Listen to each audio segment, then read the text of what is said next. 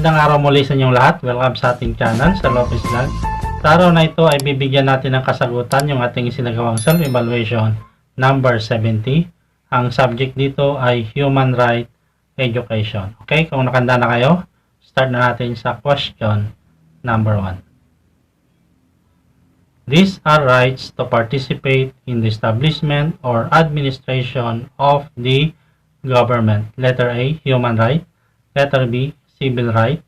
Letter C, political right. Or letter D, all of them. Okay, so the answer here is letter C, political right. Okay, that is the right to participate in the administration of the government. Number 2, no person shall be deprived of life, liberty, or property without blank. So you have to find here the missing word. Letter A, due process of law. Letter B, warrant of arrest. Letter C, search warrant. Or letter D, evidence. The correct answer here is letter A, due process of law. Okay, let's move on to question number 3. Rights appearing to a person by virtue of his citizenship in state or community. Letter A, human right. Letter B, civil right. Letter C, political right. Or letter D, all of them. Okay, for number 3, the correct answer is letter B, civil right. Okay, right appearing to a person by virtue of his citizenship. Number 4. Any government action in violation of the Bill of Rights is letter A, good. B, nice. C, void. Or D, prohibited. Okay, so you have to find the missing word here. And the correct answer is letter C, void.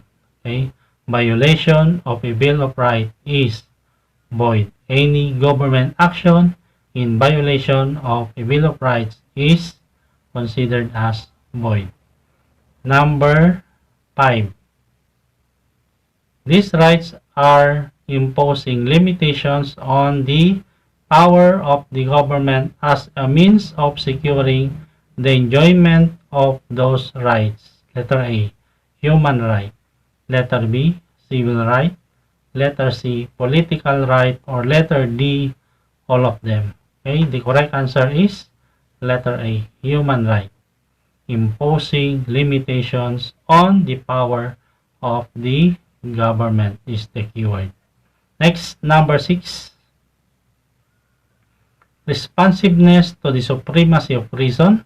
Obedience to the dictates of justice. Letter A, human right. Letter B, civil right. Letter C, political right. Or letter D, due process of law. Okay, for number 6, the correct answer is letter D, due process of law. Ito po ang meaning niya. Responsiveness to the supremacy of reason, obedience to the dictates of justice. Number 7, human rights are granted by the government. Is it true? Letter B, false. The correct answer is false. It is not granted by the government. It is inherent in the human. Okay, rights is inherent. As if the right is already there. Hindi ito binibigay. Next, number 8. Human rights are the basic rights and freedoms that belongs to every person in the world from birth until death. A, true. B, false. The correct answer is true. Yun ang sinasabi nating rights that is not given by the government. It is inherent in the human. Okay? The mere fact of the existence of the human, meron na siyang rights na kinikilala sa buong mundo. Next, number 9. Civil rights are rights to participate in the administration of the government. Letter A, true. Letter B, false. The correct answer is false. Why? Because the right to participate in the administration of the government is what we call political right. Okay? So, the answer for number 9 is false. Let's proceed to question number 10. No person shall be deprived of life, blank, or property without due process of law. So, again, you have to find the missing word. Letter A, person. Letter B, human. Letter C, liberty. Or letter D, freedom. The correct answer here is liberty. Yan. No person shall be deprived of life, liberty, or property. Number 11. Under the Constitution, who is only authorized to issue a warrant? Letter A, President. Letter B, any elected officials. Letter C, court. Or letter D, any of them. The correct answer is letter C, court. Number 12. The right of the people to be secure in their persons, houses, papers, and effects against unreasonable searches and seizures of whatever nature and for any purpose shall be, letter A, violable, letter B, respected, letter C, authorized, or letter D, inviolable. The correct answer for number 12 is letter D. Yan. Inviolable. Okay, next, number 13. Under search warrant, which of the following is required to be described in particular? Letter A, things subject of search. B, police officer who will going to search. Letter C, A and D are correct. Or letter D, time in the execution of the warrant. Okay, so the correct answer here is letter A, things subject of the search that is required to be described in particular. Next, number 14. Which of the following is required before the issuance of warrant? Letter A, period for the application of warrant. Letter B, the authority of the officer requesting the warrant or requesting for warrant. Letter C, the existence of probable cause. Or letter D, all of them. The correct answer for number 14 is letter C, the existence of probable cause. This is mandatory requirement for the judge before the issuance of the search warrant. Next, number 15. The privacy of communication and correspondence shall be inviolable except, letter A, upon lawful order of the court. Letter B, when public safety or order requires otherwise. Letter C, when it is necessary. Or letter D, during election period. The correct answer here is letter A, upon lawful order of the court. Number 16. Under the Constitution, any evidence obtained in violation of the right against searches and seizure shall be blank for any purpose in any proceeding. Letter A, inadmissible. Letter B, admissible. Letter C, allowed. Or letter D, considered. The correct answer here is letter A, inadmissible. So, any evidence obtained in violation of the right against searches and seizures shall be inadmissible. Next, number 17. No law shall be passed abridging the freedom of, letter A, speech. Letter B, expression. Letter C, press. Or letter D, all of them. The correct answer is letter D. Okay, all of them. All of these shall not be passed because all of these are abridging the freedom of a person. Number 18. No law shall be made respecting an establishment of religion. Letter A, true. Letter B, false. Letter C, may be true.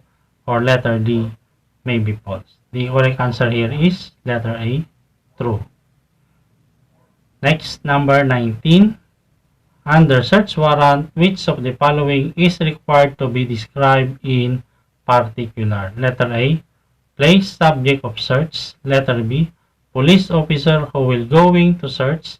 Letter C, A and D are correct. Or letter D, time in the execution of the warrant. The correct answer here is letter A, place subject of search. Place subject of search. Kung mapapansin nyo, tinanong din ito kanina sa question number 13. So, dalawa kasi yung required to be described in particular. Number 1 is the thing to be searched, and number 2, the place subject of the search. Ito kasi yung kailangang i-describe sa warrant in particular. Next, number 20. Religious test shall be required for the exercise of civil or political rights. Letter A, true. Letter B, false. Letter C, may be true. Or letter D, may be false. The correct answer here is letter B, false. Why? Because religious test is not required to exercise your civil or political right. Okay? It is not required. So, for number 20, the answer is false. 21.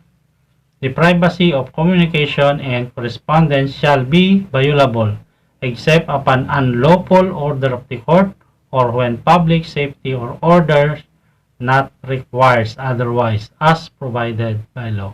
A, true. B, false. C, may be true. Or letter D, may be false. The answer obviously is letter B, false. Just imagine, privacy of communication and correspondence shall be violable. So, except upon lawful, hindi unlawful. Okay, next, 22. The right of the people to be secure in their blank against unreasonable searches and seizures of whatever nature and for any purpose shall be inviolable. So you have to find again the missing word. Letter A, persons. B, houses. C, papers and effects. Or letter D, all of them. The correct answer here is all of them. Next, 23.